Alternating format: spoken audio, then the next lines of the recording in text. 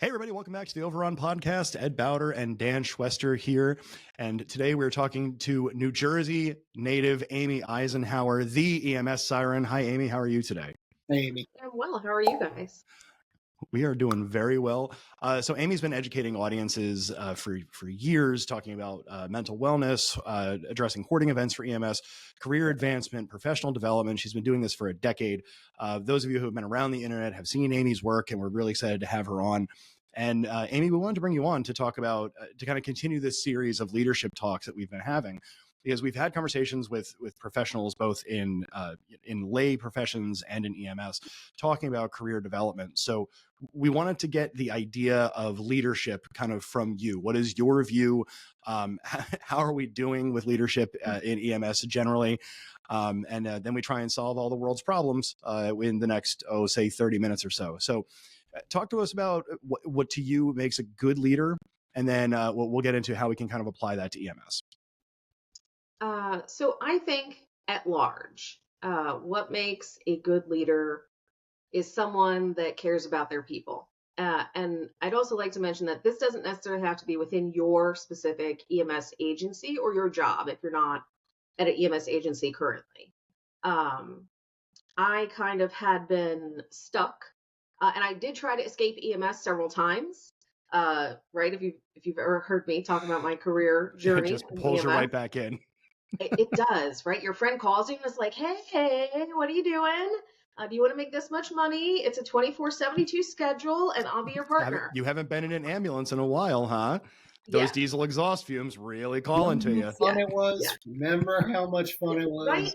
And by then it's long enough that you forgot. And you're like, oh, it was fun. And I get to go to a lot of Yankees games on my day off. So, so I got sucked back in.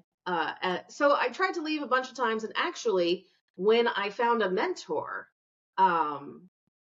I think it was like 17 years into my career, and I really was plotting to leave. I was going at that time for my associates in international relations. My plan was to go work at the UN and build ambulance services or medical services in third world countries. So that was my out, right? Like, not bad. And then I found a mentor, and it wasn't that I didn't know about these things, right? I already was kind of just getting into that EMS education sphere. But he presented me with opportunities that I hadn't thought about, like writing, like speaking at conferences, and starting your own podcast. Yeah, right. Having a blog, right? All of those things. And really a lot of it was introducing the concept to me and then supporting me when I took off with it, right? And being a sounding board. And providing introductions. So I also I have a class about finding your EMS mentor, and a lot of it is, hey, this is an option out there for you, and it could be at your agency. It doesn't have to be, and then also having kind of a board of directors. And I totally stole this from Ray Barashansky, and he knows. So having people that you trust that aren't going to kind of poo-poo your ideas or get down on you or kind of be like, oh, why would you do that, right? Like, but if it is a question of why would you do that? Okay, well, why are you thinking this? What areas are you looking at for this? Do you think that benefits your goals? And having 5 or 6 people from different parts of your life kind of be on that board of directors in addition to having a mentor. So I think that mentoring is a huge part of leadership. As an EMS leader, I recognize it is very difficult to do all the things and have time to dedicate to somebody's development. So now that I'm kind of in the middle of that, like I still have a mentor, I still have mentors, but I also have started mentoring people that I kind of see and I'm really struck by, and I'm kind of like, oh, wow. Yeah, we need your voice. Let me empower you. So I find now that if I don't have time or I don't have the expertise, I try to introduce them to people who do, and kind of put that foundation in.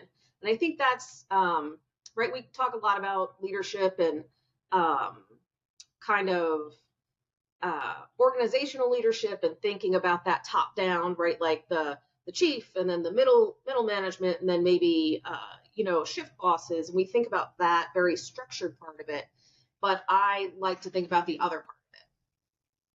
And I think, Dan, this is probably something that foundationally we can probably start instilling in people when they're students, right? We can talking about like trying to find that mentor. And certainly, Amy, it's been my experience through, my educational journey, that having a mentor there to kind of help you guide, to guide you through the way is one of the more important things to that process. And I think, and Dan, correct me on this if I'm wrong, I think we kind of have students that are sort of thrown to the wolves, and we have this kind of ethos that they have to earn their way through, when really what the educators should be, whether they're in the classroom or they're on the road, should probably be more of like a mentor type of leader role. Yeah, I agree with that totally. And I think that's where the paradigm needs to change. The idea of us being as gatekeepers is a dead old issue, and it has to stop. We don't have enough people to come into the profession to replace those who are leaving. We're going to have a huge problem in the future. And this generation's a lot different. They respond differently. They react differently. They're also much more well-read, much more well self-educated than we ever were. I never saw students, when I was a student, we never read peer-reviewed journals. And I've got students who come in and ask me about, an episode, or like, hey, why do you like this over this? And I read this paper and this is what this says. And, and it's an opportunity for a lot of informal education that really should be formalized, right? This is something that we should be doing. It shouldn't be an informal thing, but somehow it still is, because we've got this old idea of what training needs to be. And I think we tend to, sorry, Amy, we tend to lean kind of on like that paramilitaristic thing as well, which is, it's problematic for its own things. But Amy, I'm sorry to cut you off. Go ahead. So I was also going to say that kind of the not having that available to everyone, also the informality, yes, it's more organic, but it also brings it to that the EMS leaders or the seasoned members of the crew get to pick who's valuable. Right. But based on their perceptions, which, as you mentioned, Dan, may or may not be valid. A lot of these preceptors make these decisions, unfortunately, on old ideas or archaic concepts, and not judging people for what they really are. One of the big terms I love to use is, that entry-level paramedic is, as an informal leader, as a preceptor, you are a leader. You are setting the tone and the example of what that student wants to be. And, you have to always carry that with you. It's really, it's this, the old ideas of making the grade and stuff like that. That's not our role anymore. That's not where we're at right now. We should be putting our wings around them. We should be like introducing them to,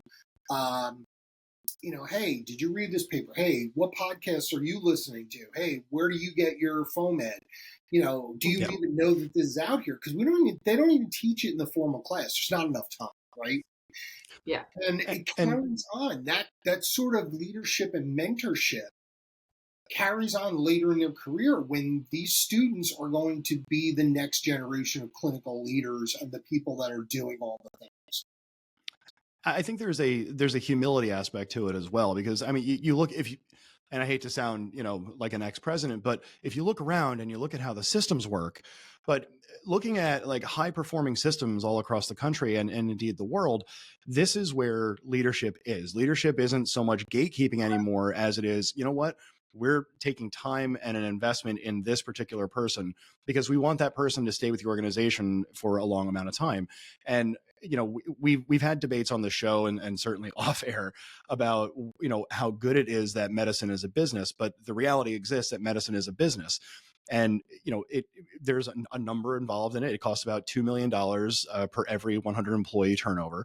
So, you can also operationally save the organization money by maintaining these people. Yes. And some of it, I think, and again, I do think that people can be trained. So if you're bringing in someone who, sort of like tabula rasa, they can be trained up to be a good leader. But if I'm in a hiring position right now, the summertime, we're in the middle of the summer, so it's usually when a lot of places open up new positions. I'm in a position where I'm trying to hire people. What are some of the qualities that might be, I don't know if they're intrinsic to leadership or that an employer should look for? And are there certain red flags that a hiring manager might want to be like, ooh, I don't know about this particular quality or this particular thing that would set up a red flag for you? I would say things that I would look for is the ability to listen, right? To pause and not. So to be a good clinician, to be an excellent clinician, right? Sometimes you do need to kind of read the room and then jump in, right? Right. In some situations that has to be.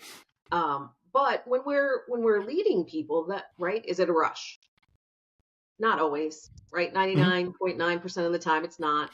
Um, so being able to listen to them, to what their needs are, what their goals are, um, I think that is a huge green flag for leaders. Because if you listen to your people, yes, you have like top down needs, things that have to be done, but a lot of times there's no prescribed way to get it done. So if you're listening to the street, right, the street level and your middle management, and then the other leaders in your level, and you're saying, okay, well, how do you think that we could get this done? Because if you, and I've worked in this system, many may know it, right? The top leadership was just the top leadership, and who knows what they were doing all day. The middle leadership, half of them were already checked out, waiting for retirement, and the street guys were doing jobs. And all three levels did not connect, and the turnover was crazy. If you aren't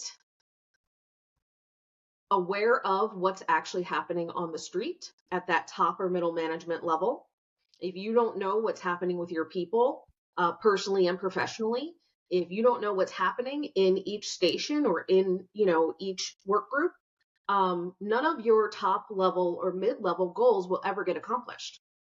Right. Because the people at the bottom know if you're interested or you're in touch with reality. The reality of what happens in your ambulances, the reality of the quality of your ambulances, the reality of if you have enough equipment, the reality of you come in every shift and you're getting calls on the way to work like, hey, when are you going to get in service? I haven't even clocked in yet, right? Like I'm not even there. Yeah.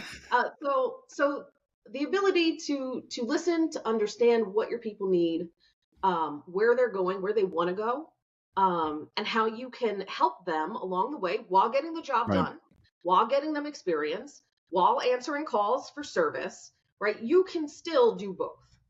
So I think that's a huge green flag, listening and being in touch with other people. I think red flags are very quick to anger, being very selfish, right? Selfish motivation. And like when you think about these things, it's like, oh yeah, think about who you would like to be in a relationship with. Green flags, red flags. Right. I mean, I'm not the best reference for that because in that part of my life, I'm colorblind is the thing. They all look gray to me. But it's an interesting point. The quick to anger thing.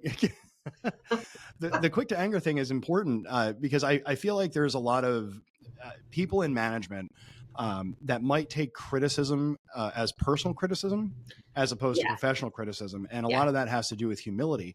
So we've talked about emotional intelligence previously on the show, but I wanted to bring this up from the Harvard Business Review and More Than Sound.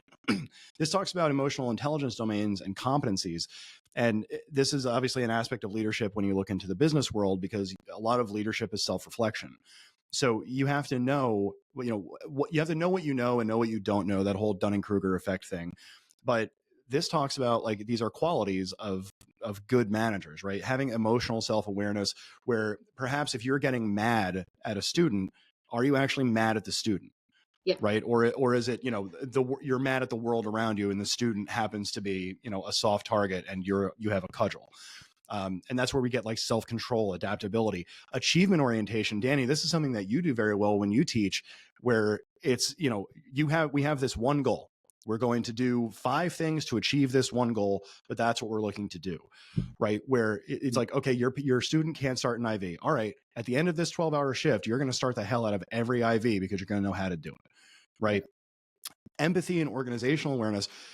How often do we go into a shop and you ask someone who's been there 10, 15 years, like, oh, what's this place like? And the reaction is always negative. And like that's anecdote, but Amy, I don't know if that's been your experience, but I mean, and like whether it's jokey or not, you still have kind of this like insidious sort of tone to it, right? And then when you get into influence, coaching, and mentoring, you have to have all of these domains to be able to be a good coach and a good leader, which really comes down to you have to be aware of yourself, which is not something that we do particularly well in EMS. And without getting too deep into the psychology here, if you're walking into a system, right? I'm a day one leader, right? Like I've gone through classes, and let's say, I went to undergrad or whatever, or, I have some leadership, bona fides. If I'm going into a system and I see that the system isn't working efficiently, or, an old mentor of mine would say that it's out of alignment, I guess if I'm walking into a management structure, Amy, how do I resist the urge to kind of give up, seeing a complicated system in front of me? And the reason I ask the question, because it's not just for leaders who are going into the office. The 3 of us, I'm sure, see this every day on the road, where you'll have staff that's under the impression that their management is apathetic, whether that's reality or implied. So if I'm going into management because, I just got hired, I'm really excited about this new position, and I see that ahead of me is 20 miles of roadblock.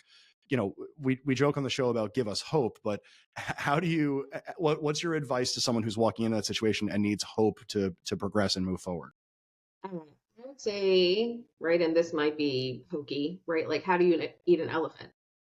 One bite at a time, right? Like my current job is all of that and then some. My job, if I didn't have red tape and just processes that muck if we didn't have red tape, there'd be no tape. Like if I didn't have that, I could get so much more done. And because, right, I came from this consulting private jobs, right? Like, kind of working for myself atmosphere. And in that atmosphere, if you don't work, you don't eat, and you quickly become homeless. And I didn't want that to happen. So I was super productive and I got a lot of stuff done and I put out a lot of product and all of that. And then I came to this job, and after the first 2 months, I was like, they're going to fire me. I haven't gotten anything done. They're going to fire me. I'm going to get fired. That's what it is. No, not at all. Yeah. And actually I've had people say to me, like, you get so much done. And I think it's just, I'm stubborn and I don't want the red tape. And so, right, I drive myself crazy, which also is not a good leader quality, right? You need to have your own life, and your own relaxation and things to do, other than work related things. But kind of thinking about that, like when you mention system, right, I think you mean like a local system. But looking at the system as a whole, I actually had this conversation with one of my leaders, kind of like, wow, this is, how do we untangle this mess? And he was honest. He was just like, I don't know, but we're going to keep moving forward, right? One step at a time, one piece at a time. And that may be the reality in a lot of organizations. You may be at a point where, I can recall at a shop that I used to work at, there was a situation where one of the managers came into the other manager and was like, I can't fix this. Like we just have to eat this and start new.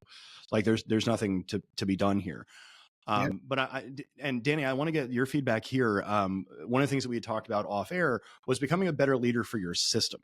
And I tend to be of the mind that if you're in a system and you can't implement the kind of change that you want to implement, or the system that you're working for is unreceptive to it, I tend to think that the employee's best option is to find a better system. But that's not easy for everyone. It's easy to sit here and be like, well, just go find work elsewhere. But that's not always acceptable. Easier said than done, Ed. A lot of people, economic. So we decide that I'm going to work within this system and I'm going to make it better. talk to me, and I want to hear both your points on this, and then we'll take a quick break. But talk to me about that decision point and how, how do you lean into try and fixing a system that seems unreceptive to that?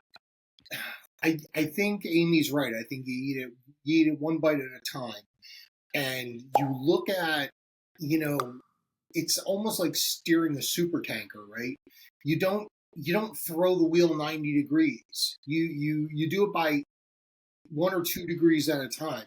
You count your wins when you get them, because you're not going to get them all the time.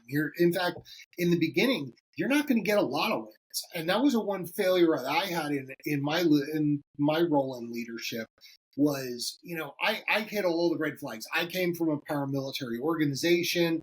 I grew up, with saluting and yes sir, no sir. And, the guy with the collar brass tells you what to do. You just go do it. There's no argument, not very conducive to this type of world. We straddle a very, very strange nexus between, like, the Venn diagram is so screwed up for EMS. It looks like a blob, right? It doesn't work that way. I think you have to take your wins where can you get one thing done? Can you get one thing looked at? Can you get somebody to do something that's moving your thing forward? That's a win. And you may end up winning from your losses too. You may end up looking at, I remember doing a project at a shop about, going direct to the cath lab from the street from EMS diagnosis of STEMI. And I had it all together and had all the order sets. We had everything done. We had all the data and the literature and blah, blah, blah. And in the end, a couple of cardiologists didn't want it. And that's the way it was, because that's what they do. And I think as leaders, you have to learn to, which something I've never done well, you have to learn to accept failure, not your own personal failure, but realizing when it is truly a failure of your efforts, or was it a system failure, or was it some type of failure that was out of your control? You have things you can control. You have things you cannot control. You can't turn that super tanker 90 degrees. And that's the thing. Like, failure isn't necessarily bad, provided that you fail forward and you learn from whatever the failure is. Like, and again, that does sound kind of trite and hokey, but I mean, that's how George W. Bush became president. So, failing forward is it's a way that works. But Amy, what's your take on that? So I agree with Dan, and what I would like to say for that, and that was really great, because that was another conversation I had with one of my bosses recently, and he was like, "Look, take your wins when you get them, right? Like, you don't get a lot of them, right? And I've done a lot of programs and stuff over the last, just 4 years, and right, like, moved a lot of things, but still, it's like, okay, not all of that was successful. There was a lot that fell to the side, or a lot that had to be put down so that I could focus everything on this. It didn't go exactly how I thought. Right. So I agree with that. I would also like to mention, right, like, it's important for leaders to take care of their mental, social, emotional health, right? Because we do sometimes I do, right? Like, none of us are perfect. Take those things personally, right? So I did. You have to figure out for yourself, how do you identify, is this a personal failure? And then how do I adjust that, right? Like, not putting a blame on yourself, but saying, all right, well, that really sucked. How do I not do that again? Or looking at the system and saying, I tried, right? Man, that wasn't me. How do we look at the system and try to fix that for next time? But also, right, like, giving yourself time away, giving yourself the permission, right, like, to rest, right? Even if it's just one night that you're just like, I'm done with this, right? Or even a couple days, right? On the weekend, don't be doing your work. You have to remember that. Right, like, but sometimes, some weekends, I'm like, I tell my boss, hey, the phone is off, the computer is at my house, I'm not talking to any of you, right? Like, I started going on cruises because you can't find me in the ocean, right? Like, I have Snapchat and Apple Messages, and that's what you got. and none of those people call me.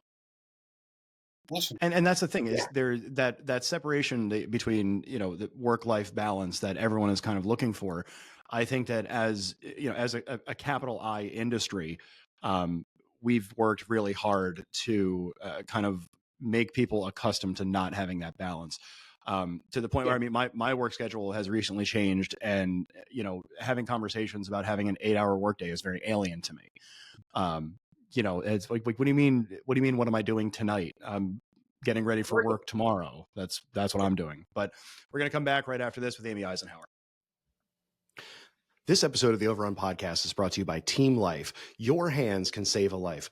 Learning how to perform high-quality CPR can be the difference for someone experiencing cardiac arrest. Team Life offers CPR certification classes throughout New Jersey taught by trained professionals. Sign up today for CPR certification classes at teamlife.com and learn the skills necessary to save a life. Anyone can be a hero. Now back to the show. All right, we're back on the Overrun podcast with Amy Eisenhauer. That last segment was great. We talked about a lot of the qualities that make leaders good, and I think you gave us a lot of hope for how we can grow in our own leadership and how we can, you know, build our organizations. But, you know, with everything else, there's always kind of the, you know, the important, the big shiny stuff, right? Like, this is how you become a great leader. You know, you get authors like Stephen Covey make it sound, you know, that's like this remarkable thing. You'll walk through these big gilded doors and everyone will love you. But that's obviously not the case. So talk to us about some of the perils and pitfalls of being a leader. And because we talked a bit in the first segment about not taking things personally, right? Where this is, you know, this is a professional discussion. It's a professional debate. But I'm interested to hear both of you talk about, like, how do you not take that home with you? How do you kind of leave everything on the shelf there? And then, Amy, we're going to get into different, you know, different disorders that can be caused by stress and management. Yeah. So I would say, at least for me, it took me a good amount of mental work to start to separate myself from my work, right? And not having, and I think this is also an at large, like people on the street thing as well, right? Like our identity is not our jobs. I think we have a huge problem with that. And I recently was talking at a symposia, and I mentioned Mark Antony, and he has a song called Live My Life. And in the beginning, he talks about all the things that he is, right? He's a brother, he's a son, he's a father, and right, it's like a romantic song. So he's like, oh, and I'm your smile. So right, like, but he's all these different things, and so are we. And I think that, like you had said, Ed, our industry, the EMS industry, the emergency services industry, right? Like, we get so wrapped up in the job, and there will always be another emergency. There will. Somebody somewhere will be having the worst day of their life, right? But we have other people to take those calls, right? You can't respond to everybody's worst day, right? And Right. leaders too, right? Like, if you worked any time on the street, right, you still have ghosts. And I've started to revise my thought about ghosts, but right, like, you have memories, you have things that trigger emotions, that trigger memories, stuff like that. And we need to take time away for ourselves to be all our other things, right? Like, So I'm interested. an aunt and a friend, Absolutely. and all these things. Yeah. I'm interested in your thought. So how do you feel about, I guess when it comes down to, like, I don't want to say staff standing up for themselves, but we talked about, like, there's always going to be another call. There'll always be another patient. I tend to feel that often staff are gaslit into going into calls at the risk of their own personal, mental well-being or physical well-being, because, like, there's jobs pending. So if I'm on staff, and Danny, I'm going to throw this to you just because I want to hear your input on it. When you hear that kind of thing, how do we balance that line between, being respectful of ourselves and our space and being insubordinate? Well, I mean, it's funny because Amy started off talking about this segment, and I'm thinking about when I was in leadership and I did exactly the opposite of everything she said, right? I lived my job. I was there for hours on hours on hours on end. There was never enough work to get done. There was never enough to get done. And you were a delight to be around that whole time too. You were just so much fun. and it was stressful and miserable, and it turned out to be not good. Now, here's my problem. This I want to throw it back to Amy. How does this happen? Why don't we teach people this stuff going in? Why do we give people this new job and a radio and collar brass and a white helmet and think that because you're a street person, you're going to know how to handle this. You're going to know how to navigate the waters. Why don't we train our people for this? I don't think that we train the street people for this, right? We started off in the first segment talking about education and initial education and mentoring and all of that. We don't teach, and then I'm gonna jump to something else that I'm sure is gonna make everybody angry with y'all for having me on. But right, like we don't teach that. Hey, you need to sleep. Hey, you need to watch what you're eating or make sure that you're eating. Right. And if you're on one of those trucks and eating better, not eating crap from the roller grill, like literally like making sure you have nutritious food and have it available, and realizing that we're in a job where, you know what, not everybody gets a lunch break, but you do have 5 or 10 minutes to shovel something down. And it doesn't have to be a hot dog from Wawa, right? Yes. So all of those things, right? And making sure that you have time for yourself. And I also understand, right? I just came off the truck 4 years ago.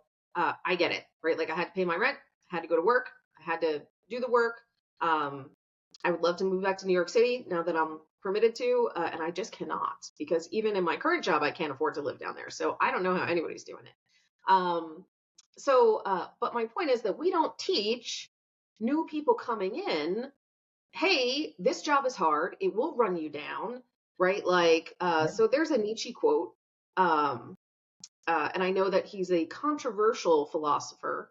However, even controversial people with bad takes do have good takes sometimes. So essentially, it's when you gaze into the abyss long enough, the abyss gazes back into you.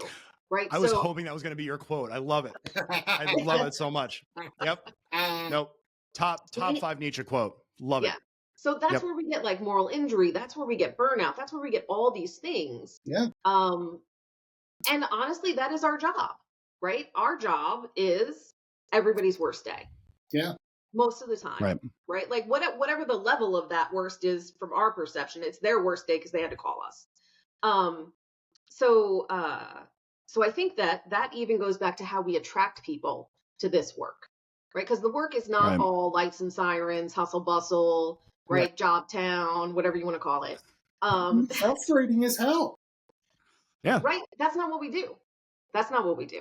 Right. Sometimes you see uplifting things, inspiring things, families taking care of each other, right? Sometimes you see that, and a lot of times you don't, right? In all the different ways that comes. And we need to be honest, not only that this is care for people. This isn't hot jobs. This is care for people, and these are human beings. Amen. And that's what'll get you lynched for having me on your show. And then if that's the thing, I think we're all right. Okay. That's okay. Fine. Yeah.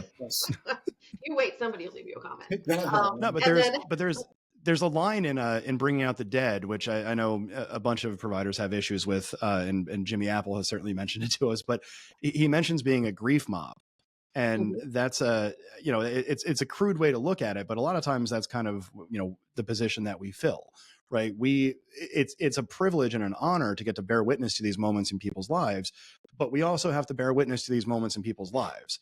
Right. That like, the running kind of gag that I've been giving people, like in a day, it's not uncommon for us to see 4 or 5 people who have died.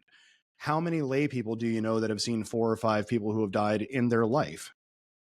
Like that's just what our day is. And oftentimes it's someone that we weren't able to save. So if you're in this position of leadership, you have to start looking out for fatigue. And we talked about alcohol and substance use disorder, which is very, very high.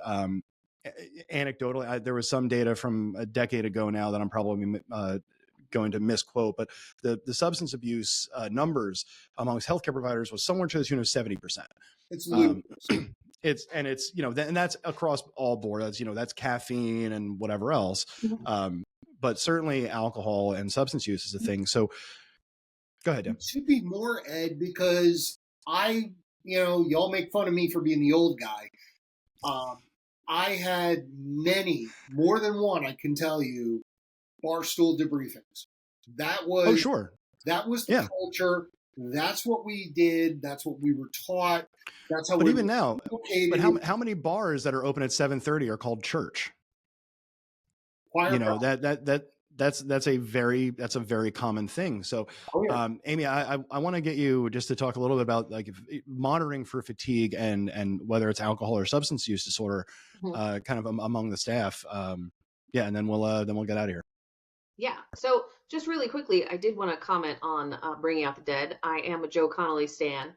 And when that first came out, I was working in a neighborhood like that with events like that. And we didn't have any money and the ambulance would break down. And that's where I worked. And when it first came out in 1999, I was like, oh my God, somebody sees us.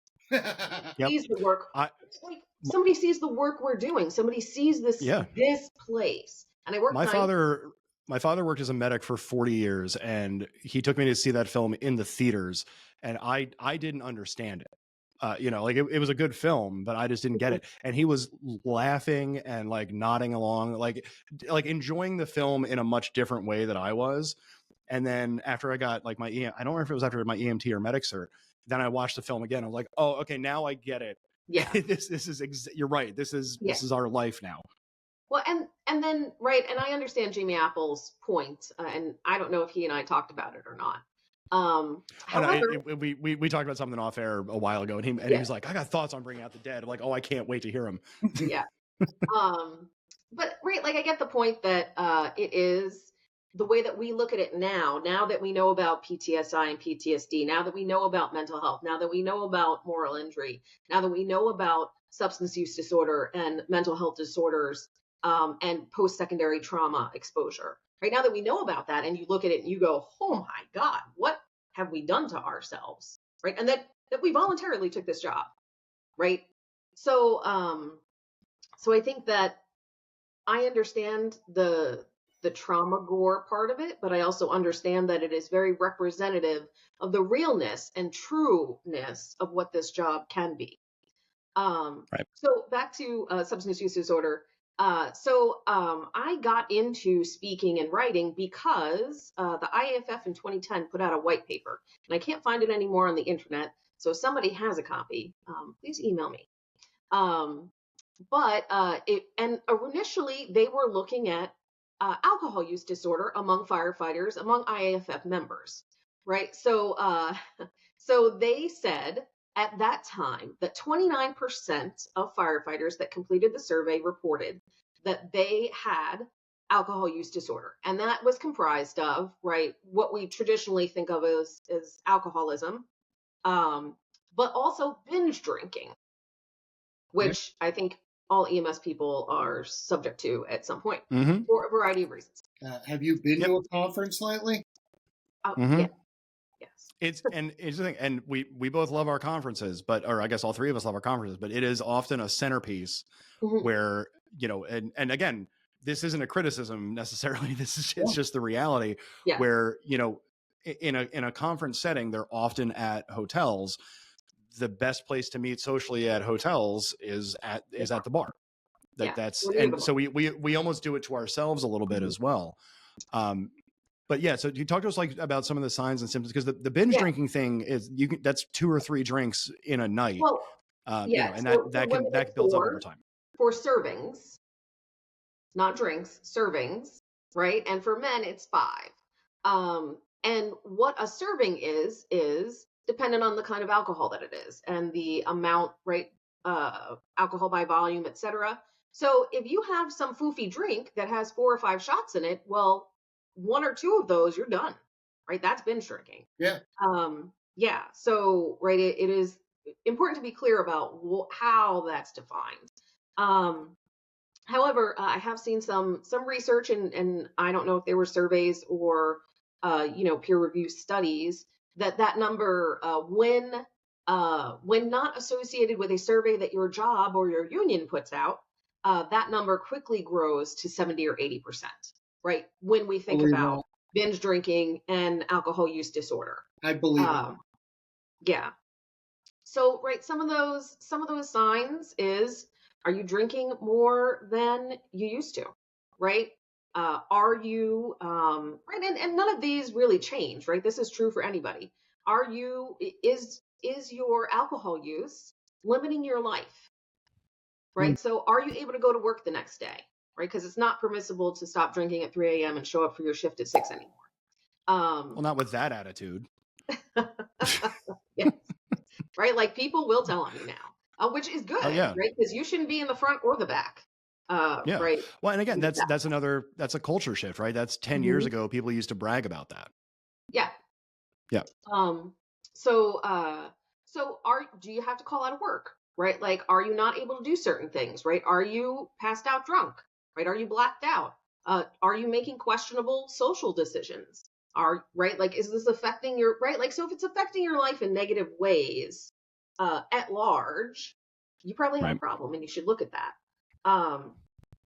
Also, like physically, right? And obviously, I think you'll see the social, emotional things first.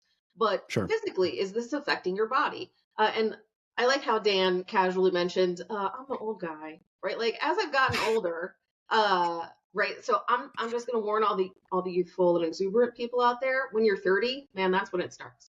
So now that I'm not 30 any longer, confirm. Like I have one drink and the next day I'm all messed up. I'm like, I had a glass of wine with dinner. If it's not good quality wine, right? I get a headache. I'm tired, right? I'm falling behind. I don't want to talk to anybody. So I don't know how, right? I don't know how people did it, right? When I was a kid. Dedication that we don't have, but it's the same. Like because I'm turning 40 later this year. I'll have a drink or two. And it would just be like, you know what? I'm good. I'm all set. I'm done now, which 22-year-old Ed would be so mad at me. Yeah. But having these conversations with leadership or staff can be hard. Who, in your mind, Amy, who's responsible for starting these conversations? Because I feel like if I'm a staff member and I see someone who's impaired, a lot of staff members might think that it's leadership's responsibility, and a lot of leadership might think that it's staff's responsibility to report, and then nothing gets reported. So I guess who's the onus on for this type of reporting, and how can we, fix these problems? So I'm going to answer a question with a question. Are we all brothers and sisters or not? It's fair. Right? Like our culture and all of the, right, like Dan mentioned, the collar brass and this and that, right? If we're going to be good old boys, are we brothers and sisters or not? Yeah. Right? Like, so I think the onus is on everyone, right? So first of all, it's on leadership to set the tone for the culture at their agency. And that's not just by writing a policy and putting it in a book and throwing the book in the back of the closet until the state comes to audit your stuff, right? Or the lawyers come because something happened. So writing a realistic policy and doing the pre-planning that comes with that, right? And this could be of any mental health thing. So who are we going to refer people to, right? If we're taking them off work because we're suspecting them to have alcohol use disorder or substance use disorder, who are we sending them to? Is this workman's comp, right? Like, how are we addressing that? And that takes a lot of pre-planning and your lawyer, right? Or your risk management team if you're in a bigger agency, right? All of those people need to be in the mix. And then if we're taking people off work, how are we returning them to work? If they actually did the work, they got treatment, they're doing the work to stay sober. How are we doing that? Also, it's on the onus for leadership to provide education, not just about providers and substance use disorder or alcohol use disorder, but how we look at alcohol use disorder and substance use disorder as humans and clinicians. Because if we start looking at our patients as humans and not, okay, I'm going to say this word and it's not great, right? And not scales, right? Because sometimes that's where we're at. Yeah. Right. If we're starting to look at humans, and New Jersey has a great program called 5 Minutes to Help. Tim Sablacki from the state worked with Rutgers to put that together. And that's about opioids. But really, a lot of those pieces in there could be for any substance. So when we, education about these things clinically. And I think that as EMS providers, we pick it up faster than police and fire because we understand clinical things, right? So when we start Sure. talking about the social reasons, right? So people with adverse childhood experiences and childhood traumas, they are like exponentially more likely to experience substance use disorder, to experience alcohol use disorder, to experience suicide attempts, right? All of these Hmm. things. And that when you look at that survey, so it's ACE's questionnaire, if you're curious and you want to Google, a lot of those things are not unusual things, right? They're Yeah, not, right? I think people tend to phrase or tend to frame like a use disorder, or an abuse disorder with extremes. Mm-hmm. Um, I feel like, and this is, again, this is anecdote. I don't have anything to back this up, but I feel like the idea of a functioning addict has kind of been taken out of the lexicon. Um, when Are they functioning? well, right, exactly, and Yeah. that the reason, well, I say that because I think a lot of people will operate with like, oh, they're fine, and again, it becomes this like everyone assumes somebody. It's the Kinney Genovese thing, right? Everyone Yes. assumes that somebody else will make the call, Yes. Yes. and that's certainly very hard to get around. But Um, Amy Eisenhauer, thank you so much for all of your information. This is a lot for people to learn about. Where can everyone find you? I know you're on Twitter or X, and elsewhere.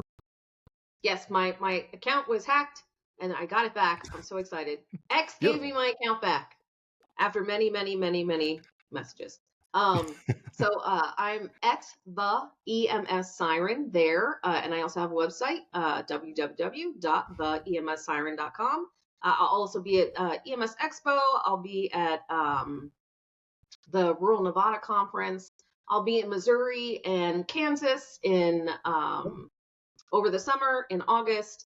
And then, of course, I will be at the New York State Vital Signs Conference in Rochester in October, which was going to be a good time. Awesome.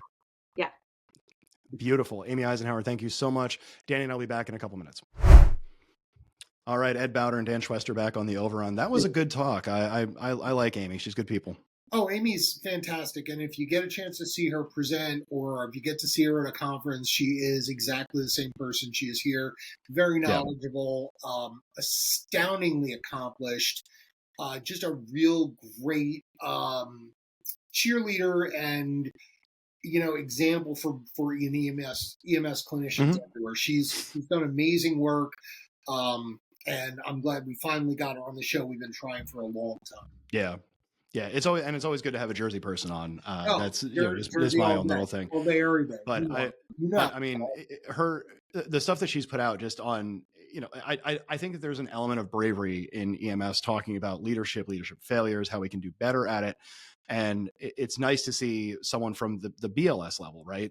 Amy was an EMT who just kind of got tired of status quo. And I don't think we see enough of that at the BLS level. I think we tend to encourage people to move up the ladder while simultaneously restricting the size of the ladder. Listen, one of the smartest people that you and I know, and you'll agree with me 100%, is Remley Crow, EMT, PhD. What? Right. Yeah. Go ahead. Tell me. Go ahead. Refute that. Sure. And again, it's this idea that the position dictates the ability or the and I want to say, I mean, intelligence isn't the right thing to say, but the ability, the wherewithal of the person in management, I think is kind of false. Where being in a position of management, being a manager in title doesn't necessarily make you a manager or a leader. It's something that you have to kind of work toward. And I don't know that we focus enough on that. And I think she was right. We don't teach people in school. We absolutely don't, right? Let's put No. it this way. First and foremost, before we get off of that, talking about EMTs and EMTs that listen, remember your scope of practice is something that's limited. Your scope of knowledge is unlimited, right? Right. You can learn everything you want to about medicine, about the sciences, about stuff. Your scope of practice is just what you can do on the truck, but your knowledge is unlimited. Don't ever forget that. And I think it's important too, just real quick, to remember how you felt the day that you finished EMT school, right? Like you gotta, when students get at EMT school now, it's like, oh, I know so much, right? And I like, you almost want to take that sentiment and kind of bottle it up, right? Like, yeah, Yeah, take that and move on into the next phase, right? Like you just learned a lot, and there's so much more to learn. absolutely. And the other thing, it's funny you talk about bravery with talking about these failures or these problems that we've faced in the past. And I want to bring up another term. I want to talk about courage. Okay, Okay. it takes courage for leaders to acknowledge that we have to change things. Yep. It takes courage for leaders to understand that we need to indoctrinate new people into the profession with the right attitudes and the right tools and the Yep. right ways of handling stress and the toughness of this job, because it is going to be tough. And guess what? It ain't going to change, folks. This job Yep. is going to still be tough. We're going to be out there in the weather. We're going to be out there when it's hot, when it's cold, in the dark of night, on the weekends, on the holidays. We are there and we show up when they call because that's the job. But the leaders of this industry and the suits have to start understanding that your people are a commodity and that cost of that commodity is rising. Okay. Mm-hmm. You need to invest in this because the cost that it's going to take for you to bring somebody in and to raise them up is only going to go up. It's not going to go down. And we can't go through, I was astounded that, to hear that the mean or the median career of an EMS professional is 5 years. That we're doing 20% per year turnover is an indictment. We need to start changing how we look at things. And it's got to start from basic training. It's got to start from the beginning, telling people what they're getting into, teaching them how to cope with it in school. And yes, if that means 20 to 40 more hours on the curriculum, tough shit. Get over it. Right. Education has requirements that can't really be bound by time necessarily.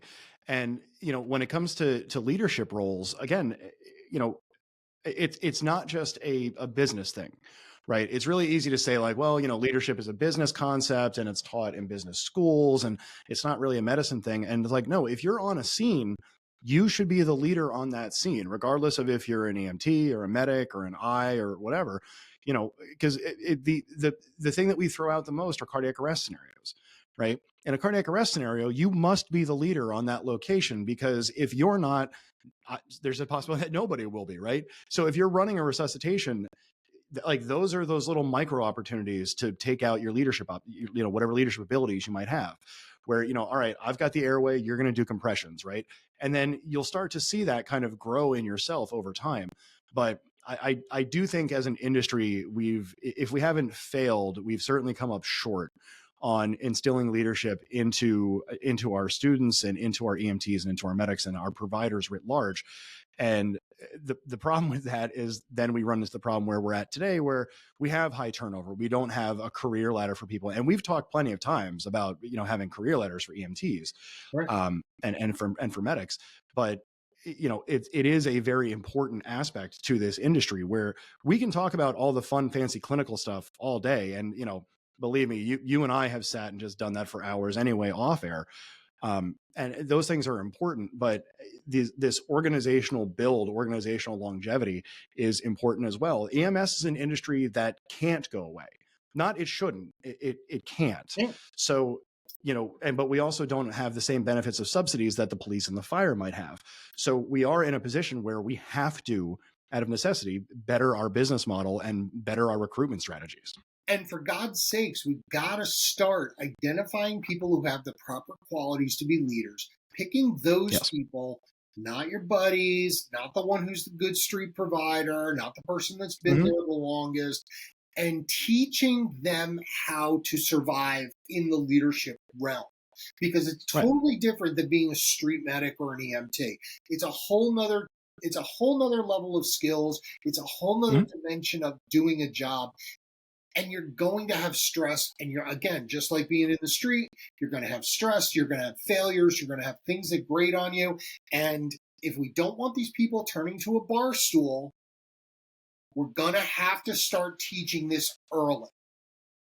So Right. up to you. And understand that while compassion is an element of leadership, it is not tantamount to leadership. So, asking your employee if they're okay is a part of your leadership function, but there has to be action taken after that. It can't just be like, well, no, he said he was fine. Don't Right. ask So me, when it comes listen, bullshit. Don't ask me if I'm okay and then send me on another frigging call. Like, exactly. stop. And that's my point, right? So and we talked very briefly about like CISD and or CISM in this conversation with Amy. But if you're in leadership, you might have to make decisions that the staff is not particularly happy with. And one of them might be like, listen, you just had a really traumatic call. Like it would probably affect me.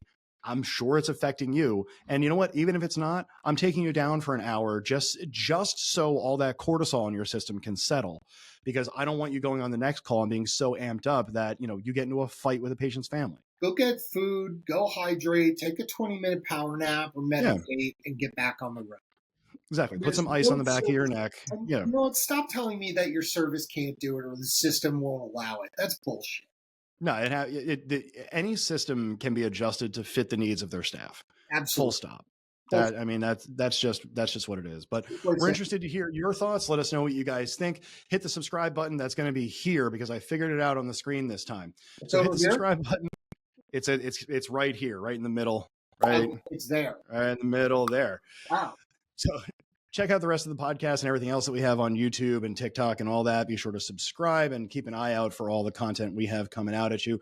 We are trying to improve EMS operations as a whole. And for the Overrun, I'm Ed Bowder. And I'm Dan Schwester.